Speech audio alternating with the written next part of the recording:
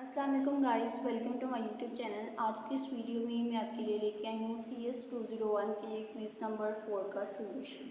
इस वीडियो में मैं आपको दो सोल्यूशन जो है वो प्रोवाइड करूँगी और इसके अलावा जो है वो मैं एक दो और वीडियो बनाऊँगी जिसमें मैं मज़ीद सोल्यूशंस जो हैं वो आपको प्रोवाइड करूँगी ताकि आपका क्विज़ जो है वो 100% करेक्ट हो सके। और आप देख सकते हैं कि मेरे पास यहाँ पे दो सोल्यूशन हैं, ठीक है। तो दो सोल्यूशंस में आपने नोट करना है कि कितने MCQs जो हैं वो सेम हैं, ठीक है। तो मज़ीद सोल्यूशन जब मैं प्रोवाइड करूँगी तो मुझे पूरी उम्मीद है कि जब आप मेरे 4 से 5 सोल्यूशन, ठीक है, मैं आपको प्रोवाइड करूँगी 4 से 5 सोल्यूशन जब आप देखेंगे तो आपके 70-80% MCQs जो हैं वो सेम यही आपके क्विज में आएंगे, ठीक है। इसलिए ध्यान से देख लेना है आप लोगों ने कि किस MCQs का क्या करेक्ट आंसर है। साथ में मैं आपको रेफरेंस जो है वो भी दिखा दूँगी ताकि आपको पता हो जो वीडियो आप सीन कर रहे हैं उसके आंसर्स 100% करेक्ट हैं। हम स्टार्ट करते हैं क्विज को। सबसे पहले हमारे पास फर्स्ट MCQs जो है वो क्या है कि templates provides way of abstracting dash information, ठीक है। तो जो टेम्पलेट होते हैं वो हमें वे प्रोवाइड करते हैं इंफॉर्मेशन को एब्स्ट्रैक्ट करने का, यानी कि उसको छुपाने का वे जो है वो प्रोवाइड करते हैं। यहाँ पे जो डैश है, ठीक है, इस डैश में हमने बताना है कि क्या आएगा, method information, data information, access information या फिर टाइप इंफॉर्मेशन, ठीक है। तो टेम्पलेट जो है वो हमें प्रोवाइड करते हैं एब्स्ट्रैक्टिंग, हमें जो प्रोवाइड करती हैं वो होती है टाइप इंफॉर्मेशन, ठीक है। टाइप की जो इंफॉर्मेशन होती है टेम्पलेट्स उसको एब्स्ट्रैक्ट करते हैं। तो हमारे पास जो करेक्ट ऑप्शन होगा वो ऑप्शन नंबर डी होगा। और इसका रेफरेंस जो है वो मैं आपको यहाँ पे प्रोवाइड करूँगी। ये देखें, templates provides way of abstracting dash information. तो करेक्ट ऑप्शन यहाँ पे क्या है, ए, ठीक है। तो ए हमारे पास कौन सा MCQs है, टाइप। और यहाँ पे हमारे पास MCQs जो था टाइप वो डी है। इट्स मीन कि आपका करेक्ट ऑप्शन कौन सा है, डी वाला। उम्मीद है आपको क्लियर हो गया होगा। नेक्स्ट हमारे पास MCQs नंबर 2 है। क्या है कि class is a user defined, ठीक है। तो क्लास यूज़र डिफाइंड क्या होती है, डेटा टाइप होती है, वैल्यू होती है, none of the given option या फिर मेमोरी रेफरेंस। तो इसमें से जो करेक्ट ऑप्शन है हमारे पास, क्लास जो है वो एक यूज़र डिफाइंड डेटा टाइप होती है, ठीक है। तो ऑप्शन नंबर ए जो है वो आपके पास करेक्ट ऑप्शन है। इसका भी रेफरेंस हम देख लेते हैं। ये देखिए, अ class is a user defined data type, ठीक है। क्लास क्या होती है, वो एक यूज़र डिफाइंड डाटा टाइप होती है जिसको हम अपने प्रोग्राम में यूज़ करते हैं। इट्स मीन कि ऑप्शन नंबर ए जो था वो आपके पास करेक्ट ऑप्शन था। नेक्स्ट है हमारे पास option number 3, new operator is use to allocate memory from the free store during, ठीक है। तो हमारे पास मेमोरी को एलोकेट करने के लिए दो ऑपरेटर्स होते हैं। कौन कौन से, न्यू, ठीक है। मेमोरी को एलोकेट करने के लिए हमारे पास न्यू ऑपरेटर होता है और मेमोरी को डी एलोकेट करने के लिए हमारे पास एक ऑपरेटर होता है, डिलीट ऑपरेटर, ठीक है। तो ये दोनों जो ऑपरेटर्स हैं ये क्या कब काम करते हैं, at the time of run time, ठीक है। जब प्रोग्राम एग्जीक्यूट हो रहा होता है, रन हो रहा होता है, तब हम न्यू ऑपरेटर से मेमोरी को एलोकेट कर सकते हैं और डिलीट ऑपरेटर से मेमोरी को फ्री कर सकते हैं। तो यहाँ पे हमें न्यू का पूछा गया है, तो इट्स मीन के न्यू ऑपरेटर जो है वो मेमोरी एलोकेट करता है at the time of run time, जब प्रोग्राम रन हो रहा होता है। इट्स मीन के ऑप्शन नंबर ए जो है वो आपके पास करेक्ट ऑप्शन है। इसका भी रेफरेंस हम देख लेते हैं यहाँ पे। ये देखिए, न्यू ऑपरेटर क्या करते हैं, डायनामिकली मेमोरी को एलोकेट करता है। कब करता है, at the time of program execute, जब प्रोग्राम एग्जीक्यूट हो रहा होता है, जब प्रोग्राम रन हो रहा होता है, तब न्यू ऑपरेटर जो है वो मेमोरी एलोकेट करता है। ऑप्शन नंबर ए जो था वो आपके पास करेक्ट ऑप्शन है, रन टाइम। मज़ीद सोल्यूशंस के लिए आपने चैनल को सब्सक्राइब करना है और चैनल के साथ अटैच हो जाना है ताकि आपको मज़ीद सोल्यूशंस मैं प्रोवाइड करती रहूँ। और आपको CS 201 की 201 एंड 201 की प्रैक्टिकल वाले स्टूडेंट्स जो हैं उन दोनों को, ठीक है, इनका सब्जेक्ट हैंडआउट्स जो हैं वो सेम है इन दोनों को, ठीक है। 201 और 201P जो जिन बच्चों का सब्जेक्ट्स है उनको मैं प्रिपरेशन करवाऊँगी इस सब्जेक्ट की अपने व्यू नॉलेज चैनल पे। मैंने एक दो वीडियो जो है वो अपलोड भी की है, मज़ीद वीडियोस मैं अपलोड करूँगी। आप लोग चैनल को सब्सक्राइब करें ताकि आपको वीडियोस जो हैं वो टाइम पे मिल जाए, बिकॉज टाइम जो है वो शॉर्ट है। नेक्स्ट हमारे पास एमसीक्यूज नंबर 4 क्या है कि which of the following is not a possible state for a pointer. यहाँ पे पॉइंटर की कुछ पॉसिबल स्टेट्स बताई गई हैं और हमसे पूछा गया है कि कौन सी पॉसिबल स्टेट पॉइंटर की नहीं है, यानी कि इस तमाम एमसीक्यूज में से एक एमसीक्यूज कोई ऐसा है जो इसकी पॉसिबल स्टेट नहीं है, वही हमने यहाँ पे आइडेंटिफाई करनी है। ठीक है, तो पॉइंटर जो होता है वो एड्रेस को होल्ड करता है, जी बिल्कुल ये करेक्ट है। It's mean point one pass the end of the object, जी बिल्कुल ये भी करेक्ट है। ज़ीरो, ठीक है, पॉइंटर ज़ीरो भी हो सकता है, ये भी करेक्ट है। पॉइंट टू आर टाइप, ठीक है, तो पॉइंटर जो है वो टाइप को पॉइंट नहीं करता, ठीक है, वो एड्रेस को भी होल्ड करता है और पॉइंट करता है एंड ऑफ एन ऑब्जेक्ट को भी। ज़ीरो भी उसकी वैल्यू हो सकती है, लेकिन पॉइंटर जो है वो टाइप को पॉइंट नहीं करता। इट्स मीन कि यहाँ पे आपका करेक्ट ऑप्शन क्या होगा, ऑप्शन नंबर डी। ठीक है, इसका रेफरेंस भी हम यहाँ पे देख लेते हैं कि देखिए यहाँ पे मेरे पास एमसीक्यूज है, सेम एमसीक्यूज है और यहाँ पे ऑप्शन जो है वो हमें बताया गया है correct option D. It's mean point to R type, ठीक है, तो हमारे पास भी करेक्ट ऑप्शन है D, point to R type. Option number D जो है वो आपके पास करेक्ट ऑप्शन है। नेक्स्ट एमसीक्यूज नंबर 5 है हमारे पास, local variables are stored in an area couch. तो जो हमारे पास कुछ टू टाइप्स ऑफ वेरिएबल्स हमारे पास होते हैं, कुछ लोकल होते हैं, कुछ ग्लोबल होते हैं। ठीक है, तो जो लोकल वेरिएबल्स होते हैं उसको जिस जगह पे, जिस एरिया में हम स्टोर करते हैं उस एरिया को क्या कहते हैं। ठीक है, ये आपके पास क्वेश्चन पूछा गया है, तो उसको हम स्टैक कहते हैं, हीप कहते हैं, परमानेंट स्टोरेज एरिया कहते हैं या फिर फ्री मेमोरी। ठीक है, तो जो लोकल वेरिएबल होते हैं उनको हम स्टोर करते हैं स्टैक में। ठीक है, तो ऑप्शन नंबर ए जो है वो आपके पास करेक्ट ऑप्शन होगा। लोकल वेरिएबल्स को हम किस एरिया में स्टोर करते हैं, स्टैक में। इसका रेफरेंस भी यहाँ पे गिवन है, देखिए local variables are stored in an area called stack. Next है हमारे पास MCQs number 6, types of templates in C++ language are. ठीक है, तो C++ लैंग्वेज जो है उसमें कितनी टाइप के टेम्पलेट्स होते हैं। यहाँ पे आपके हैंडआउट्स में जो है वो टू टाइप्स ऑफ टेम्पलेट्स बताई गई हैं, class templates and function templates. It's mean के टू टाइप्स हैं उसकी, तो यहाँ पे हम लगा सकते हैं ऑप्शन नंबर ए को करेक्ट। कितना C++ लैंग्वेज जो है उसमें टेम्पलेट्स की टू टाइप्स हैं, class templates and function templates. यहाँ पे ये देखिए आपके हैंडआउट्स में गिवन था, two types of template functions हैं, function templates and class templates. Option number A जो है वो आपके पास करेक्ट ऑप्शन है। नेक्स्ट है हमारे पास MCQs number 7, dash variables are those that are defined outside of the main. ठीक है, तो वो कौन से वेरिएबल्स होते हैं जो मेन के आउटसाइड हम डिफाइन करते हैं, मेन से बाहर जिनको हम डिफाइन करते हैं, उन वेरिएबल्स को क्या कहते हैं। ऑप्शंस यहाँ पे क्या गिवन है, ग्लोबल, लोकल, डायनामिक या फिर स्टैटिक। ठीक है, तो स्टैटिक वेरिएबल्स वो होती हैं जिनको हम एक दफ़ा डिफाइन कर सकते हैं, इट्स मीन कि ये भी नहीं है। डायनामिक वेरिएबल्स वो होती हैं जिनको एट द रन टाइम हम डिफाइन भी करते हैं और फ्री भी कर सकते हैं, रिमूव भी कर सकते हैं।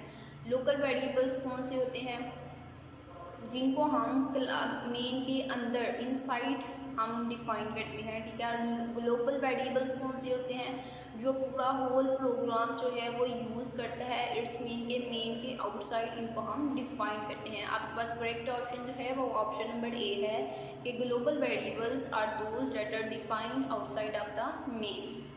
इसका रेफरेंस भी हम यहाँ पे देख लेते हैं, ये देखिए one of the variable type is global variables, global variables are those that are defined outside of the main. Next है हमारे पास एमसीक्यूज नंबर 8, इसमें क्या है कि the return type of the operator function for less than operator is. ठीक है, तो ये जो ऑपरेटर फंक्शन हमें गिवन है इसकी रिटर्न टाइप क्या होती है ये हमने बताना है। यहाँ पे ऑप्शंस क्या हैं कि class for which we overload operator, reference of आइसोट्रिक क्लास, रेफरेंस ऑफ ओसोट्रिक क्लास या फिर वॉइड। तो सबसे पहले आपने यहाँ पे क्या देखना है कि आपने इस ऑपरेटर को देखना है कि ये कौन सा है, ये आउटस्ट्रीम वाला ऑपरेटर है। इट्स मीन कि यहाँ पे ओ स्ट्रीम क्लास जो है इसका रेफरेंस होगा ऑप्शन नंबर सी जो है वो आपके पास करेक्ट ऑप्शन है। लेकिन अगर आपसे एमसीक्यूज में हो सकता है सेम एमसीक्यूज आए, जस्ट ये ऑपरेटर जो है इसको चेंज कर दें। यहाँ पे ऑपरेटर हमारे पास लेस देन है, तो अगर ऑपरेटर आपसे ग्रेटर देन पूछा जाएगा, ठीक है, तो देन उसका करेक्ट ऑप्शन बी होगा। ठीक है, यहाँ पे इसका करेक्ट ऑप्शन जो है वो सी है। इसका रेफरेंस भी मैं आपको दिखा सकती हूँ, ये देख सकते हैं आप, ये देखिए वो वाला ऑपरेटर, ठीक है। और इसकी रिटर्न टाइप जो है वो क्या है, O stream, reference of O stream. Next है हमारे पास MCQs नंबर 10। इसमें क्या है कि the first parameter of the operator function for, ठीक है। अगेन उसी ऑपरेटर से रिलेटेड हमें MCQs पूछा गया है कि ये जो ऑपरेटर लेस देन होता है या फिर आउटपुट का जो ऑपरेटर होता है उसका फर्स्ट पैरामीटर क्या होता है, ठीक है। तो उसका फर्स्ट पैरामीटर जो है वो होता है must be pass by reference. First parameter जो होता है वो हम पास करते हैं बाय रेफरेंस। यहाँ से भी आप देख सकते हैं, ये देखिए यही ऑपरेटर है वो वाला, ठीक है। और इसका फर्स्ट पैरामीटर हमारे पास ये इसके पैरामीटर्स हैं। और फर्स्ट पैरामीटर, दो पैरामीटर है। फर्स्ट पैरामीटर क्या है, रेफरेंस, ठीक है। फर्स्ट पैरामीटर को हम ऑलवेज मस्ट बी डिफाइन करेंगे किससे, रेफरेंस से। ये ऑपरेटर जो है ये रेफरेंस को आइडेंटिफाई कर रहा है, रेफरेंस को एक्सप्लेन कर रहा है, ठीक है। तो रेफरेंस के लिए ऑपरेटर एम्परसेंड हम यूज़ करते हैं। इट्स मीन के फर्स्ट पैरामीटर जो है वो ऑलवेज होगा must be passed by reference. इसका भी यहाँ पे ये देखें correct option must be passed by reference, option number B जो है यहाँ पे हमारे पास करेक्ट है। ये हमारा फर्स्ट क्विज जो है वो कंप्लीट हो गया है। नेक्स्ट सेकंड क्विज जो है वो हम स्टार्ट करने लगे हैं। तो आपने नोट करना है कि कितने क्विजेस जो हैं, कितने MCQs जो हैं वो दोनों में सेम हैं। स्टार्ट करते हैं हम सेकंड क्विज का फर्स्ट MCQ जो कि है which one of the following is not a possible state of a pointer, ठीक है। तो आप देख सकते हैं ये MCQs जो था ये हमें जो फर्स्ट क्विज किया है उसमें भी ये MCQs पूछा गया था, ठीक है। तो इसका करेक्ट ऑप्शन हमने क्या लगाया था, ऑप्शन नंबर सी जो है पॉइंट टू आर टाइप, ठीक है। ये हमारे पास करेक्ट ऑप्शन था। इसका रेफरेंस जो है वो मैं पीछे आपको दिखा चुकी हूँ, अगेन मैं आपको नहीं दिखाऊंगी क्योंकि वीडियो जो है वो ज़्यादा लेंथी हो जाएगी। नेक्स्ट है हमारे पास MCQs नंबर 2। MCQs नंबर 2 में क्या है कि what does the following statement mean, ठीक है। यहाँ पे एक स्टेटमेंट जो है वो गिवन है, तो उसका मतलब जो है वो पूछा गया है C++ में। स्टेटमेंट क्या है, इंट स्टैटिक FP इंटू कैर स्टैटिक, ठीक है। तो इसका मतलब क्या है, इसका मतलब ये है कि पॉइंटर टू फंक्शन टेकिंग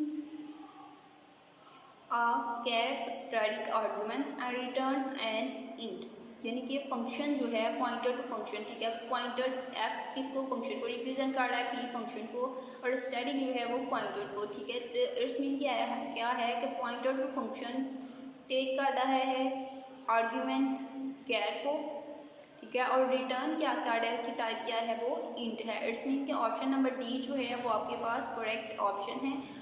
और एक और क्विज में मुझसे ये MCQs जो है वो पूछा गया था, रिपीटेड MCQs है, तमाम लोग जो हैं वो इसको अच्छे से देख लें। इस पर इसका जो करेक्ट आंसर है वो यहाँ से मैं आपको दिखा सकती हूँ। ये देखिए हमारे पास क्या था कि pointer to function taking a char static argument and returns an int, ठीक है। ऑप्शन नंबर सी जो है वो हमारे पास करेक्ट ऑप्शन है।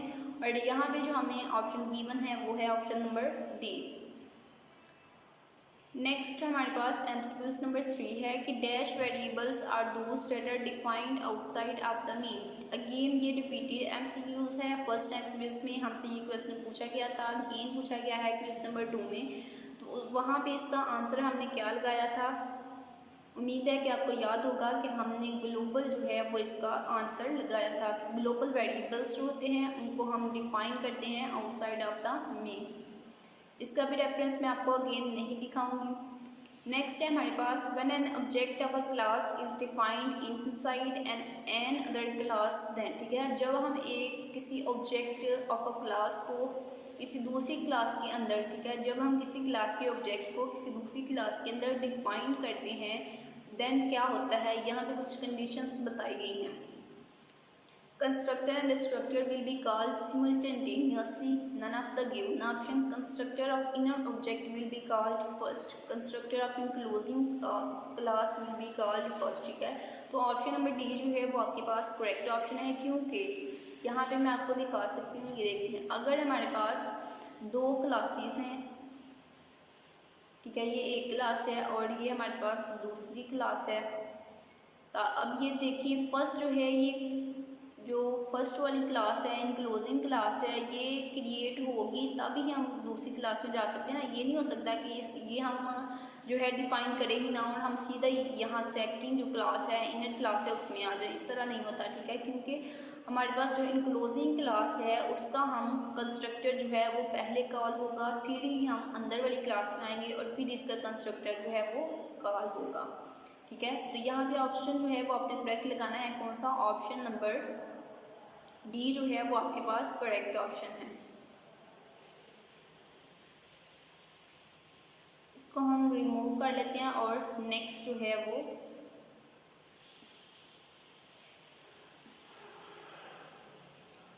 ठीक है, इसको रिमूव करना है। नेक्स्ट हमारे पास एमसीक्यूज क्या है, इसका रेफरेंस ये हमारे पास ओसल 3। आई थिंक ये एमसीक्यूज जो है ये सेव नहीं हुआ, मैं आपको दिखा देती हूँ यहाँ पे, लेकिन उसका रेफरेंस जो है वो मेरे से सेव हो गया है। तो यहाँ पे एमसीक्यूज जो था वो आपसे क्या पूछा गया था कि O stream is a dash operator, ठीक है। तो यहाँ पे ऑप्शंस 4 आपको इस तरह से ऑप्शंस गिवन थे और ये एमसीक्यूज जो है ये भी मुझसे 2 क्विज़ेस में पूछा गया है, ठीक है। रिपीटेड एमसीक्यूज है कि O stream is a dash operator. O stream कौन सा ऑपरेटर होता है? Stand alone. Option number C जो है वो आपके पास करेक्ट है कि O stream is a stand alone operator. Next हमारे पास एमसीक्यूज नंबर 7 है, क्विज नंबर 2 का। What is the role of a constructor in classes? Classes में कंस्ट्रक्टर का क्या रोल होता है, ठीक है। तो यहाँ पे ऑप्शंस जो हैं, करेक्ट ऑप्शन मैंने ये यहाँ पे लगाया हुआ है। ये जो कंस्ट्रक्टर है वो क्लासेस में इसका रोल ये होता है कि वो डाटा मेंबर्स को इनिशिएट करता है, ठीक है। किसी भी ऑब्जेक्ट के डाटा मेंबर को इनिशिएट करते हैं जब ऑब्जेक्ट क्रिएट होता है, ठीक है। तो इसका रेफरेंस जो है वो भी मैं आपको यहाँ पे दिखा सकती हूँ। ये देखिए, what is the role of a constructor in classes. तो एक्सप्लेनेशन क्या है कि कंस्ट्रक्टर जो है वो इनिशियलाइज करता है data members of a class, ठीक है। क्लास के जो डाटा मेंबर्स होते हैं उनको इनिशियलाइज करता है, यानी कि ऑप्शन नंबर डी जो है वो आपके पास करेक्ट ऑप्शन है। नेक्स्ट है आपके पास एमसीक्यूज नंबर 8। इसमें क्या है कि we can not define friends for the dash that are already return and not in our control. तो इसका करेक्ट ऑप्शन जो है वो फंक्शंस हैं, यानी कि हमारे पास जो फंक्शंस फ्रेंड फंक्शंस होते हैं, जो फंक्शंस होते हैं उनको हम फ्रेंड्स डिफाइन नहीं कर सकते क्योंकि वो ऑलरेडी रिटर्न होते हैं और हमारे कंट्रोल में नहीं होते। फंक्शंस को हम फ्रेंड्स डिक्लेयर नहीं कर सकते। इसका रेफरेंस भी यहाँ पे आपके हैंडआउट्स से ही मैंने ये लिया है कि ये देखिए, we can not define friends for the classes that are already written, ठीक है। तो क्या है? Friend function. This is not a friend function. Next है आपके पास MCQs number 9। A template function must have, ठीक है।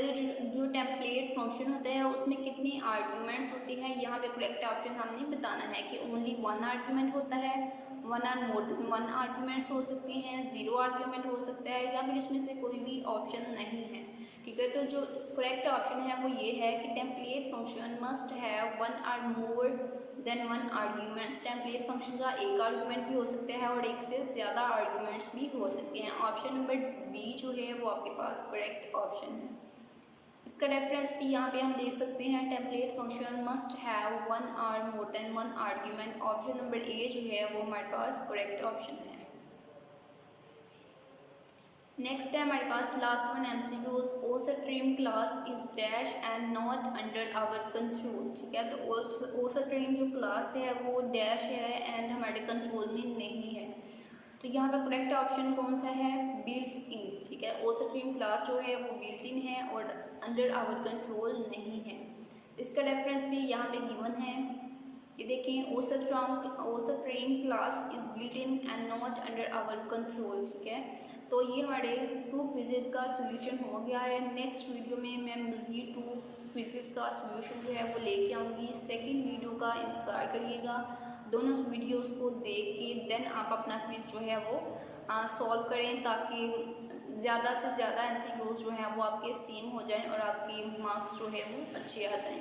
फाइनल टर्म के लिए तैयारी करें और रिज़ल्ट जो है वो 1-2 दिन में आ जाएगा। रिज़ल्ट की बिल्कुल भी टेंशन नहीं है। रिज़ल्ट में मिड टर्म का जो रिज़ल्ट है उसमें 5 स्टूडेंट्स पास होते हैं, फाइनल टर्म की ज़्यादा तैयारी करें और अच्छे से तैयारी करें, क्योंकि 65% जो है वो आपका फाइनल टर्म का पेपर होगा। ठीक है, तो 50% आपको टोटल चाहिए पूरे सेमेस्टर में पास होने के लिए। किसी भी सब्जेक्ट को पास होने के लिए आपको 50% मार्क्स जो हैं वो चाहिए। मज़ीद सॉल्यूशंस के लिए आपने चैनल को सब्सक्राइब करना है और चैनल के साथ अटैच हो जाना है, ताकि आपको मज़ीद सॉल्यूशंस मैं प्रोवाइड करती हूँ।